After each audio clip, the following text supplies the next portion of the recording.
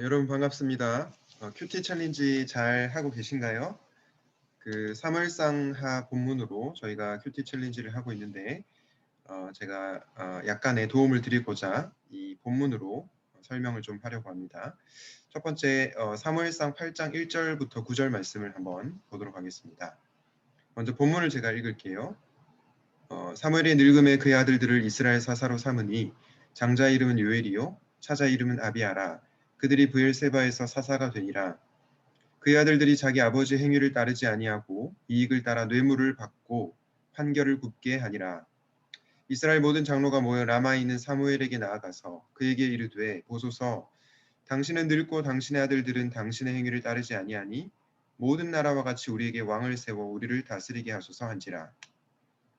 우리에게 왕을 주어 우리를 다스리게 하라 했을 때에 사무엘이 그것을 기뻐하지 아니하여 여호와께 기도하매 여호와께서 사무엘에게 이르시되 백성이 내게 한 말을 다 들으라. 이는 그들이 너를 버림이 아니요 나를 버려 자기들의 왕이 되지 못하게 함이니라.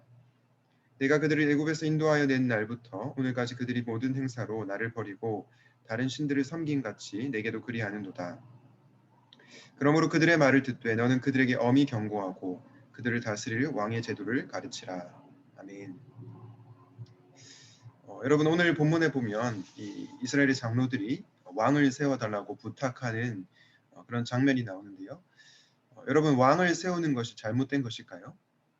왕을 세우는 것 자체는 잘못된 것이 아닙니다. 왜냐하면 신명기 17장 14절부터 20절 말씀에 보면요. 이런 말씀이 나오겠죠.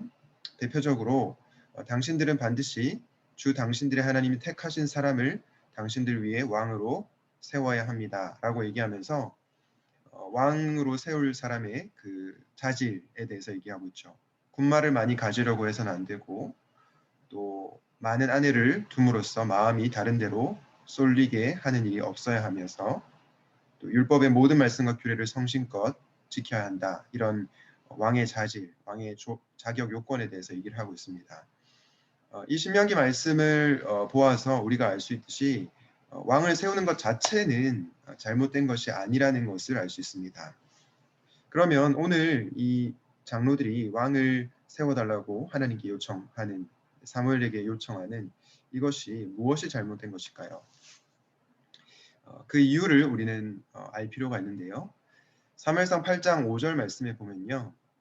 그 빨간색 글씨를 보면 여러분들이 잘 아실 텐데 모든 나라와 같이 우리에게 왕을 세워서 우리를 다스리게 해달라고 합니다. 여러분 장로들이 요구한 왕이 어떤 왕이었습니까? 세상 나라와 동일한 왕이었습니다. 경건한 왕을 원한 것이 아니었고요.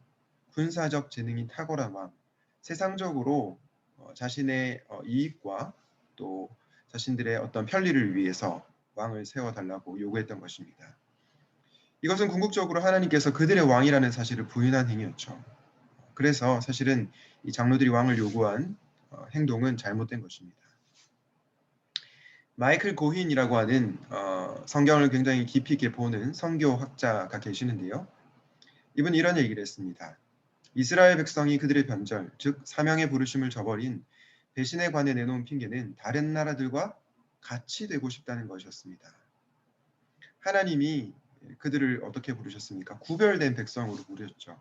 그런데 그들과 같이 되고 싶었던 그런 모습이 이스라엘에게 있었던 것입니다. 여러분 하나님을 거부하는 방법에는 두 가지가 있는데요. 하나는 뭐냐면 하나님을 대놓고 거부하는 것입니다. 이건 이제 하수들이 하는 거죠. 근데 고수들은 어떻게 하나님을 거부하냐면 하나님을 따른다고 입술로는 고백하는데 말로는 하나님 따르겠습니다 하는데 실제로는 하나님을 의지하지 않고 실제로는 하나님 안에서 참된 안정을 발견하지 않습니다. 그러면서 무엇에 안정감을 느낍니까? 이 세상의 것들에 우리의 마음의 궁극적인 안정을 느끼죠. 여러분이 실제로 의지하는 것은 무엇입니까? 그것이 돈이 될 수도 있고요. 주식이 될 수도 있고 비트코인이 될 수도 있겠죠. 혹은 나의 부모님이 될 수도 있고 내가 사랑하는 이성 친구가 될 수도 있고요. 직장, 인맥, 기타 등등 이런 것들이 우리가 하나님 대신 더 의지하는 것이 될 수 있다는 것입니다. 이렇게 우리는 교묘하게 하나님보다 다른 것을 의지할 수 있는 그런 기만적인 존재가 될 수 있다는 것을 인식하여야 되겠습니다. 사랑하는 여러분, 여러분은 무엇에서 안정감을 느끼십니까? 이스라엘은 볼 수 있고 접촉할 수 있는, 만질 수 있는 왕을, 눈에 보이는 왕을 원했던 겁니다. 하나님은 그들의 요구를 자신에 대한 거부로 여기셨죠. 왜냐하면 하나님의 성품에 대한 모든 것이 그분이 이스라엘 백성이 신뢰해야 할 분임을 증명하기 때문입니다. 여러분, 그런데 이런 궁금증이 생기지 않으신가요? 6절 말씀에 보면 사무엘이 이 왕을 세워달라는 요구를 기뻐하지 않아서 하나님께 기도했더니 여호와께서 사무엘에게 이렇게 말씀하십니다. 백성이 네게 한 말을 다 들으라. 들어주라는 거죠. 왕을 세우라는 요구를. 그러면서 이렇게 말씀하십니다. 그들이 너를 버리면요 나를 버려 자기들의 왕이 되지 못하게 함이니라. 사무엘 너를 버린 게 아니고 하나님 나를 버린 거다라고 말을 하고 있는 것입니다. 여러분, 하나님은 왜 이 잘못된 요구를 들어주셨을까요? 그것은 응답해 주심으로써 동기가 잘못되었음을 깨닫게 하시기 때문입니다. 여러분은 어떤 심판이 가장 무서운 심판이라고 생각하십니까? 하나님께서 하시는 심판 중에 하나님께서 우리에게 진노하시고 또 여러 가지 이렇게 굉장히 무서운 심판을 내리실 때가 있죠. 그런데 가장 무서운 심판은 내버려 두는 심판입니다. 로마서 1장 26절에서 이렇게 말씀하죠. 이 때문에 하나님께서 그들을 부끄러운 욕심에 내버려 두셨으니 곧 그들의 여자들도 순리대로 쓸 것을 받고 영리로 쓰며, 하나님께서 그들을 부끄러운 욕심에 내버려 두셨다라고 표현하고 있습니다. 박영동 교수님께서 그런 말씀하셨는데요. 하나님께서 하시는 가장 무서운 심판은 내버려 두시는 심판이다. 그러므로 아무런 문제가 없을 때 우리가 심판을 받지 않는 것이 아니라는 것을 알아야 한다는 거죠.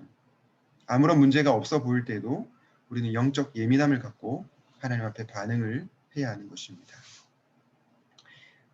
하나님 대신 다른 왕을 요구한다는 것은 무엇을 의미합니까? 하나님만으로는 충분하지 않다는 것을 의미합니다. 여러분은 하나님 한 분만으로 만족하고 있습니까? 그 찬양 아시죠? 주님 한 분만으로 나는 만족해. 그 찬양을 여러분의 입술로만 아니라 삶으로 부르며 고백하시기를 바랍니다.